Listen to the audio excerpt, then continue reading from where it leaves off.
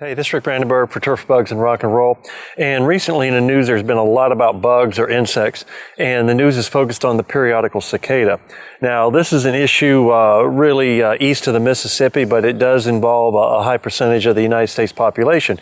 And there's all kinds of stories about how there's going to be billions and trillions of these periodical cicadas, and the noise they make is going to be really loud. And for the most part, that story's accurate. But the news media always takes advantage of it, any story, and tries to make it a little wilder than it really is. But the periodical cicada has been around forever. There's one that's a 13-year and one that's a 17-year. The nymph actually stays in the soil and feeds on roots, tree roots.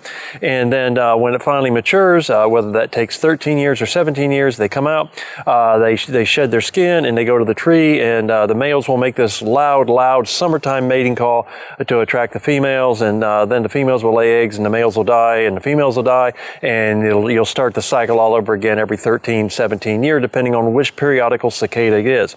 They start coming out of the ground in the spring, early summer, when the soil temperature gets to be in the mid-60s. And there's also an annual cicada that comes out every year, which is the most common one that people hear year in, year out. This is Brood 10. It does appear that in about 13, 14 states east of the Mississippi, there are going to be a lot of them. There's nothing to fear.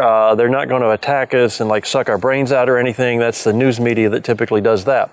So the next 2 days, I'm going to post a couple of things on Turf Bugs and Rock and Roll. One is a site from the University of Maryland that just simply has information about periodical cicadas. So if you get calls from homeowners, from members, whoever it might be, you can have some accurate information to give them.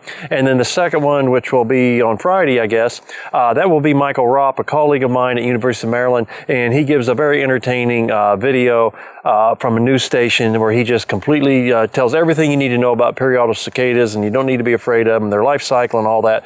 And hopefully, if you want to share that with people, that can be a useful video as well. It'll be just in time for the weekend, so you can educate people at your weekend's barbecue. But anyway, we'll get you some information this week about periodical cicadas, and hope that helps you deal with the public on this horrific issue that the news has been reporting. Hope that helps. Look forward to talking with you again soon.